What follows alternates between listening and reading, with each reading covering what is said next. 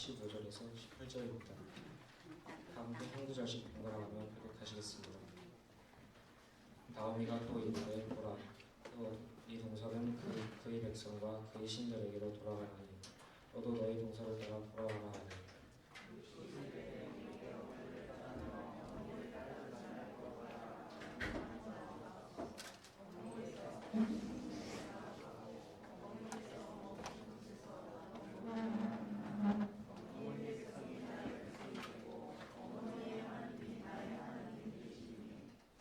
어머니께서 죽으시는 곳에서 나도 죽어 거기 묻힐 것이라.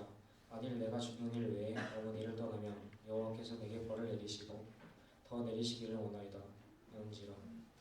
그가 지 자기와 함께 가기로 굳게 결심함을 보고 그에게 말하기를 그치니라. 김정준 목사님께서 사랑하고 감사합니다라는 제목으로 말씀 선포하실 때 큰 은혜 받으시길 바랍니다. 오늘도 예배의 자리를 지키고 계신 고등부 친구들 그리고 교사 선생님들을 사랑하고 축복합니다. 일주일 동안 잘 지내셨죠? 네. 여러분들과 인사해볼까요? 네, 반갑다고. 네, 반가워요. 네, 반갑죠? 네, 가은이 부끄럽구나. 네. 비가 오면 사람이 좀 더 이렇게 쭉 깔아앉는 것 같아요, 그렇죠? 자, 그런데 친구들 기쁜 마음으로 예배 드리는 시간이 되면 참 좋겠다라는 생각을 올라오면서 한번 해보았습니다. 여러분 벌써 가정의 달인 5월도 끝이 나갑니다. 5월의 마지막이니만큼 가정에 대한 설교, 특히 부모님에 대한 설교로 5월의 마지막을 보내면 참 좋겠다라는 생각을 지난주에 했었습니다.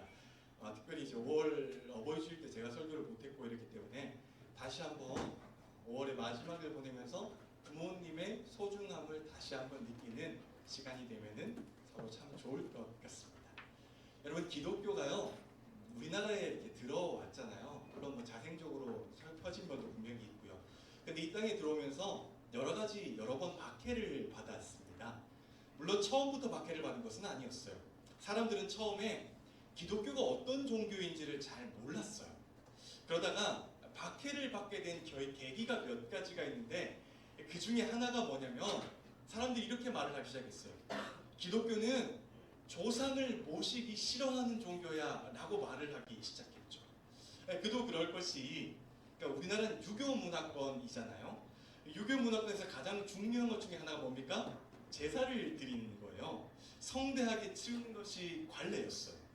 돌아가신 부모님과 조상에게 가능한 많은 예의를 표해서 상을 되게 많이 차리고 절을 하는 것이 예의이죠. 그런데 이제 기독교가 이것을 반대하잖아요. 그런데 기독교를 잘 모르는 사람들이 당연히 보면은 아무것도 모르고 절하는 것 자체 하나만 반대하는 것을 보면은 기독교는 조상을 배척하는 종교야 라고 생각할 수밖에 없는 거죠. 그래서 생긴 말 중에 하나가 뭐냐면 기독교는 묵은 무부의 종교다 라는 말이 되게 유행했어요. 그러니까 임금도 없고 아버지도 없는 종교야 라고 사람들이 생각하기 시작했던 것이죠.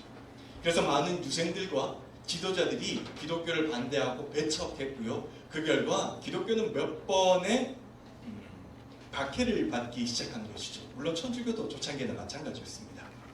근데 여러분 정말로 그렇습니까? 우리 기독교가 묵은 무부의 종교입니까? 정말 기독교는 조상도 없고 부모도 없는 종교입니까? 그 은혜에 감사하는 종교가 아닌가요? 사실은 그러지 않습니다. 여러분 오히려 그 반대에 더 가깝습니다. 조금만 생각해보면 모든 종교들 중에요 기독교처럼 부모님의 엄격하게 잘하라고 하는 종교도 사실은 없습니다. 여러분 10계명에는 하나님께서 반드시 지켜야 하는 10가지 계명 우리에게 주시는 거잖아요. 그 중에 여러분 인간과 인간 사이에 지켜야 되는 계명이 4계명부터 10계명까지인데 5계명부터 10계명이죠. 10계명 바꿀 뻔했다. 큰일 날 뻔했다. 그렇죠?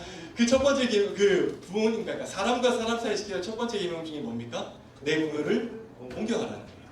그러니까 하나님께서 생각하시기에 너희가 인간 사이에서 가장 중요한 계명인데 그 첫 번째가 다른 어떠한 것보다 부모님을 공경하는 것이야 라고 우리에게 분명히 말을 해주고 있습니다. 그래서 모세율법에 따르면 신명기 21장에 따르면 만약에 삶을 살아가는 자녀들이 부모의 말을 잘 듣지 않는다 라고 하면은 모세는 우리에게 이렇게까지 명령했습니다. 다음 성경을 보여줄까요?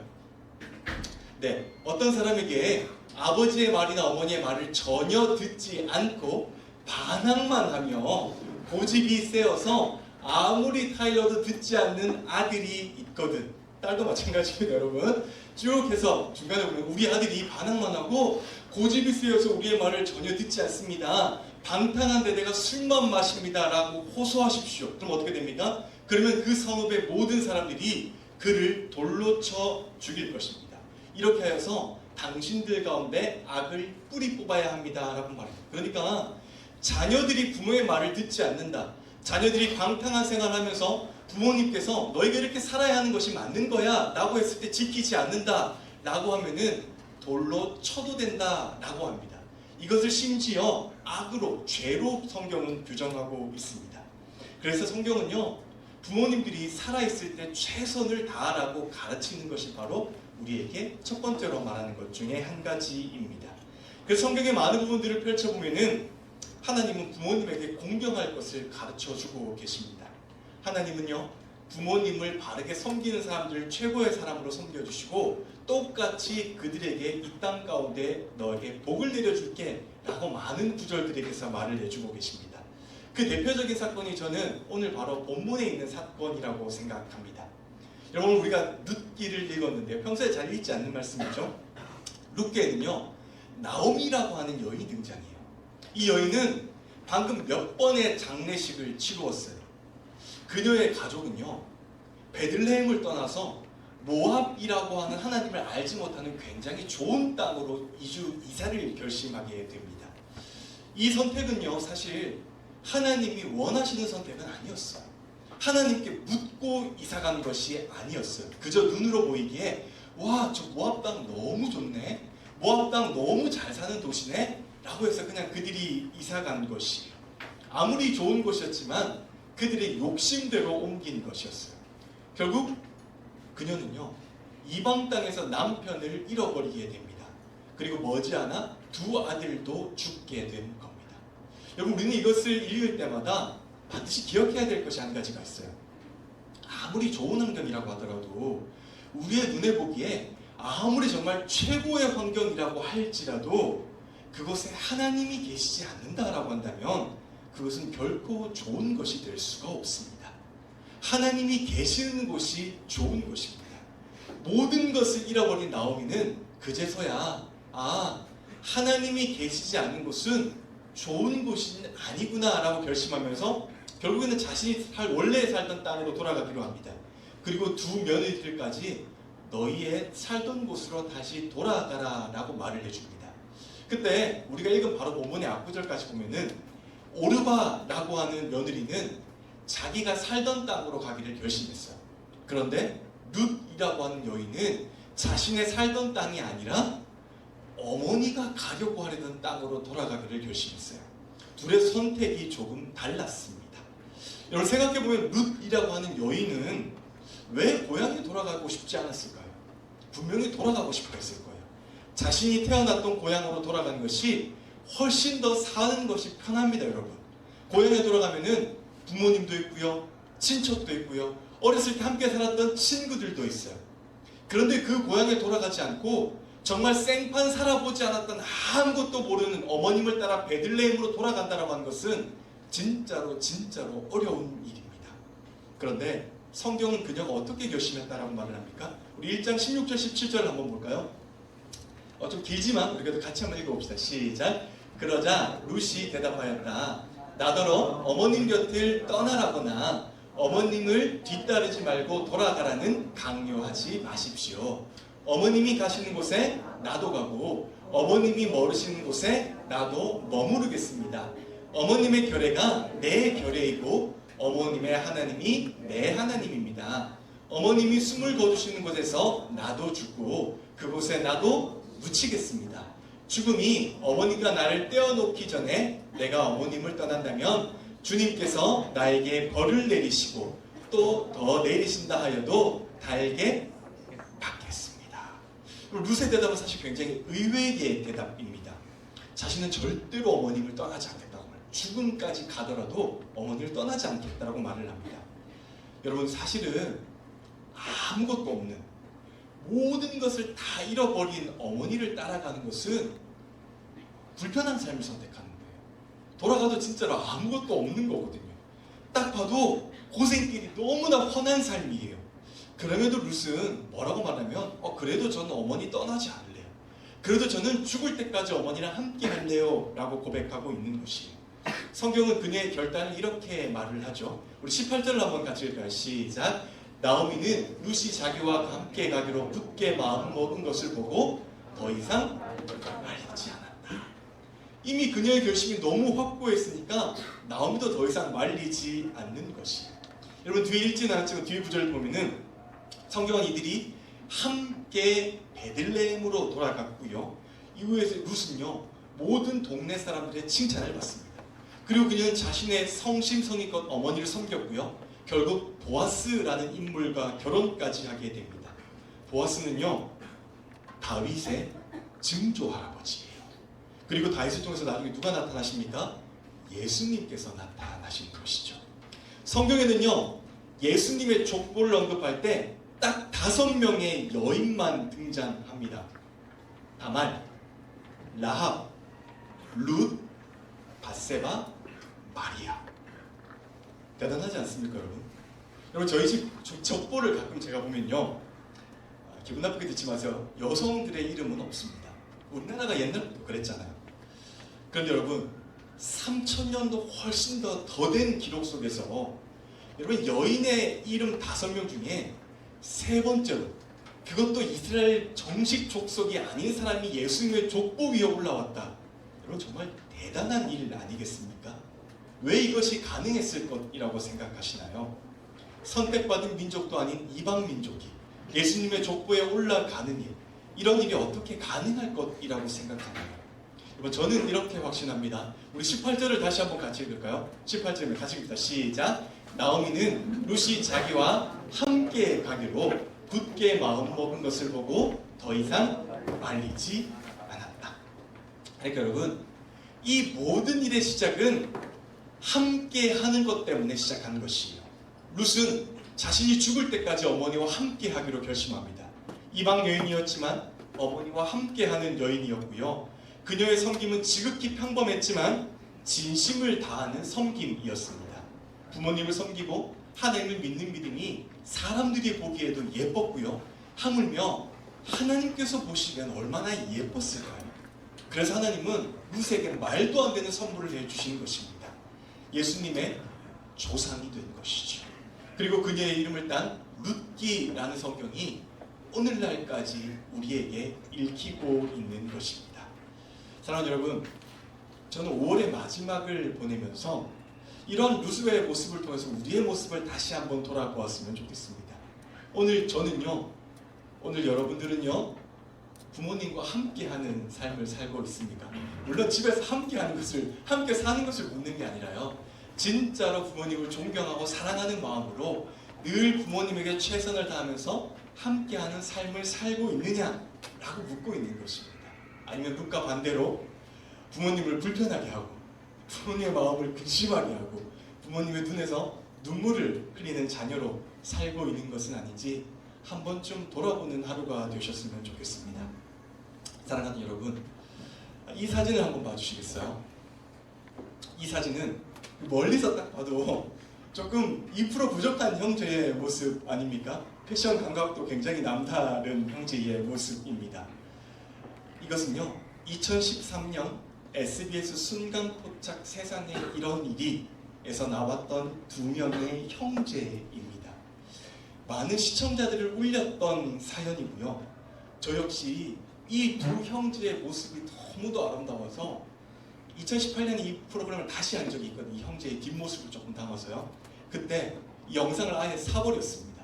그래서 제가 한 번씩 부모님한테 이렇게 잘 못할 때 있잖아요. 그럴 때마다 이 영상을 다시 돌려보면서 내가 왜 그랬을까? 라고 이렇게 고민하고 또 다시 한번 돌아보는 영상입니다. 다음 사진 보실까요? 여러분 이 형제가 손에 들고 있는 게 뭡니까? 사이다입니다. 사이다. 이 형제는 매일 아버지를 위해서 왕복 3시간의 거리를 사이다로 살을 갑니다. 1시간 반 걸어서 가고요. 사이다를 사고 1시간 반을 걸어서 옵니다. 왜냐하면 영상을 보여드리고 싶었는데 제가 편집하는 능력이 조금 떨어져서 사진으로 대신하도록 할게요. 아버지가 위암 수술을 받으신 이후에 음식을 드시면 소화를 제대로 할 수가 없어요. 그래서 아버지가 유일하게 잘 드시는 음식이 뭘까요? 사이다예요. 그래서 이 형제는 매일마다 아버지를 위해서 왕복 3시간 사이다를 사러 갑니다. 비가 오나 눈이 오나 사이다를 사러 갑니다. 오로지 걸었어요. 다음 사진 한번 보여주실까요? 이 형제는 밤에도 심지어 이렇게 걸어를 갈아요. PD가 물어요. 아니 버스 타고 가면 되잖아요. 버스 타고 가세요. 라고 했더니 이 형제가 뭐라고 말했어요? 아버지 약 사주려고. 이 형제는 이 형제 2명의 왕복 차비를 아껴서 아버지의 약을 사기 위해서 매일마다 이렇게 아낍니다. 그리고 그 아낀 돈으로 아버지에게 늘 사이다를 사줍니다. 장애가 조금 덜한 큰형이 일을 하고요. 장애가 조금 더 심한 작은 동생이 아버지를 날마다 모십니다. 그러면 이들은 항상 웃으면서 아버지를 섬깁니다. 그리고 서로가 서로를 챙기기도 합니다. 다음 영상입니다. 이 영상에서 가장 많이 나오는 말이 뭐냐면 바늘 가는데 실 간다. 서로 함께 사랑합니다 라는 말이 굉장히 많이 나옵니다. 아빠 사랑해요 라고 이들이 아버지에게 뽀뽀하는 이 모습을 볼 때마다 생각이 참 많이 듭니다. 여러분, 이들이 지능이 부족해서 함께 하는 것이 아닙니다. 이들이 오래 걸으면요, 역시 이들도 발이 아픈 사람들입니다. 일을 하면 피곤하고 때때로는 병이 걸려서 똑같이 우리랑 아픈 사람들인 것이죠. 그러면 이들이 날마다 비가 오나 눈이 오나 왕복 3시간의 거리를 걸어서 사이다를 사러 가는 것은요, 서로가 서로를 기쁨으로 챙기는 것은요, 함께하는 것이 곧 사랑임을 알기 때문입니다. 그래서 저는 이 사진을 볼 때마다 함께하는 것이 진짜로 사랑이구나, 함께하는 것이 정말로 큰 사랑이구나, 우리에게 주신, 나에게 주신 부모님과 함께하는 것처럼 큰 선물이 없구나 라고 하는 것을 늘 깨닫게 됩니다. 사랑하는 여러분들, 갈수록요, 교회에서 보면요, 제가 이 사역을 20년 정도 지금 하고 있잖아요. 부모를 향한 사랑들이 점점 더 적어지는 것 같습니다. 가끔 교회에서 보면은 부모님께 함부로 말하는 친구들도 있고요, 행동이 조금 도가 지나칠 때도 있는 것 같습니다. 그런데 하나님은 우리에게 분명히 말씀해 주고 계세요. 있잖아, 너희가 부모님에게 어떻게 하는지 내가 분명히 볼 거야. 부모님에게 잘하는 사람은 내가 너희 인생 끝까지 책임져 줄게. 그리고 부모님에게 잘하지 못한 사람은 내가 너에게 못한 것처럼 너의 인생도 그렇게 해줄게 라고 성경에서는 우리에게 날마다 말씀해 주고 계십니다. 너희 부모님에게 잘하기를 원해. 부모님은 내가 이 땅 가운데 세운 나의 대리자야 라고 하나님은 끊임없이 말씀해 주고 계세요. 그래서 부모님에게 잘하는 사람에게는 너의 생명 길게 해줄게, 너에게 자녀의 복도 허락해주고 너에게 많은 것들을 허락해줄게 라고 오늘도 저와 여러분에게 말씀해 주고 계십니다. 그러니 사랑하는 여러분들, 부모님에게 잘하시는 저와 여러분들이 되었으면 좋겠습니다.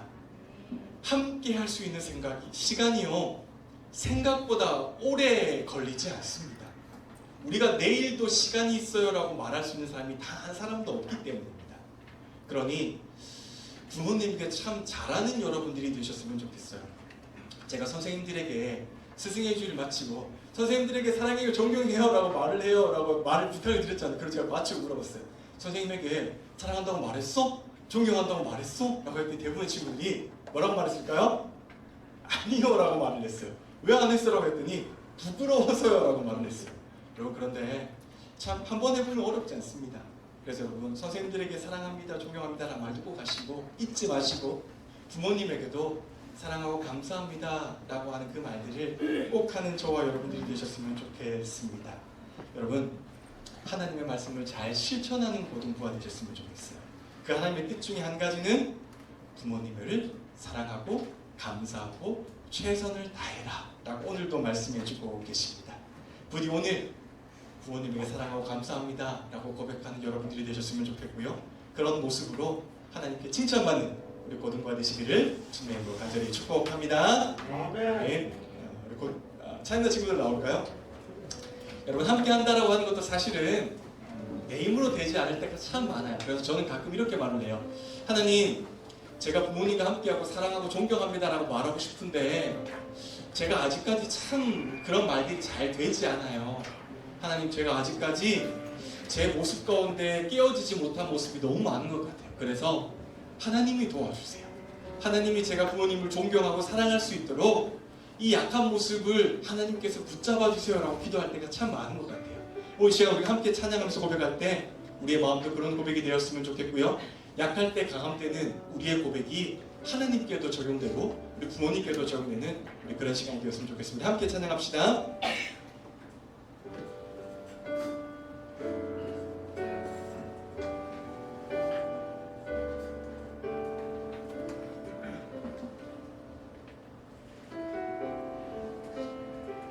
약할 때 강함 되시는 약할 때 강함 되시는 나의 보배가 되신 주 나의 모든 것 주 안에 있는 보물을 나는 포기할 수 없네 주 나의 모든 것 십자가 죄사하셨네 십자가 죄사하셨네 주님의 이름 찬양해 주 나의 모든 것 쓰러진 나를 세우고 나의 빈잔을 채우네 주 나의 모든 것 예수님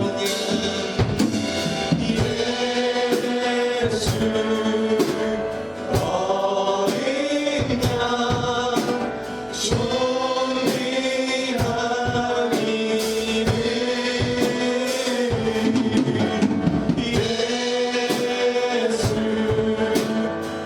존귀한 이름 다시 한번 들어갑시다. 예수 어린 양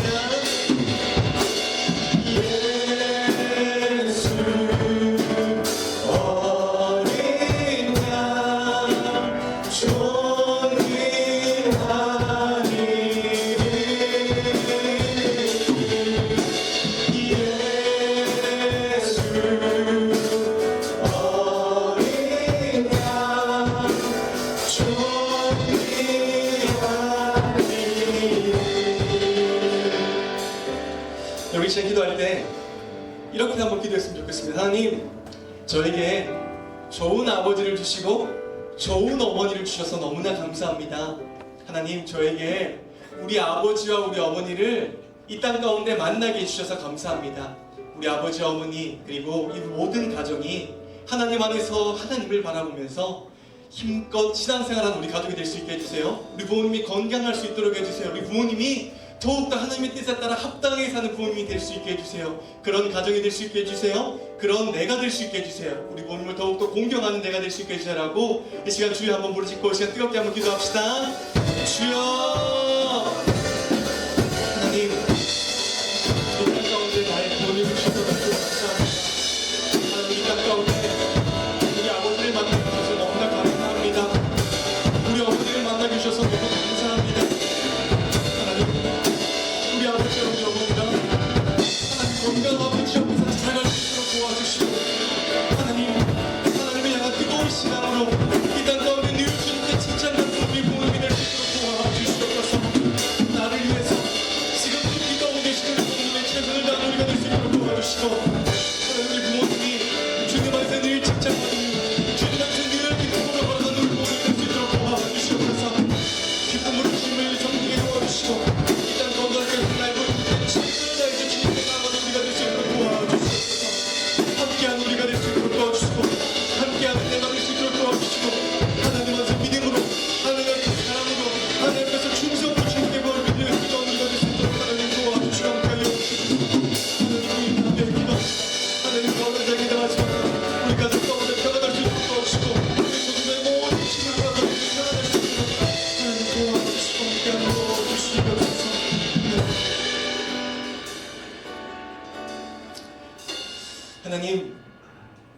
살면서 주님께 감사한 것들이 정말 너무도 많이 있습니다.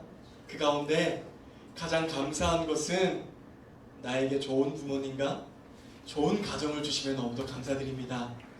하나님, 우리 아버지와 우리 어머니가 주님 안에서 더욱더 건강히 자랄 수 있도록 도와주시고 믿음 생활 잘하면서 주님께 이렇게 칭찬받는 우리 부모님이 될 수 있도록 도와주시옵소서. 그래야 우리 가정이 더욱더 지면서 건강할 수 있도록 도와주시고, 하나님, 부모님을 섬기는 우리의 모습들이 성경적인 모습, 하나님께서 기뻐하시는 모습, 오늘 룻처럼 늘 부모님과 함께하는 모습으로 하나님께 늘 칭찬받는 우리가 될 수 있도록 도와주시옵소서. 그래야 우리 고등부에 있는 모든 가정, 한 가정 한 가정마다 건강한 가정이 될 수 있도록 도와주시고, 늘 하나님 앞에서 기쁨의 가정, 하나님 앞에서 칭찬받는 가정이 될 수 있도록 하나님께서 늘 함께하여 주시옵소서. 이제는 우리 구주 예수 그리스도의 은혜와 하나님 아버지의 놀라우신 사랑과 성령님의 감화, 감동, 위로, 교통하시는 역사가 오늘 말씀을 듣고 다시 한번 나의 부모님께 최선을 다하겠다라고 다짐하는 우리 고등부 선생님과 우리 친구들, 우리 삶의 삶 가운데, 학교와 직장과 직업 가운데 이제부터 영원까지 함께 하시기를 간절히 축원하옵나이다. 아멘.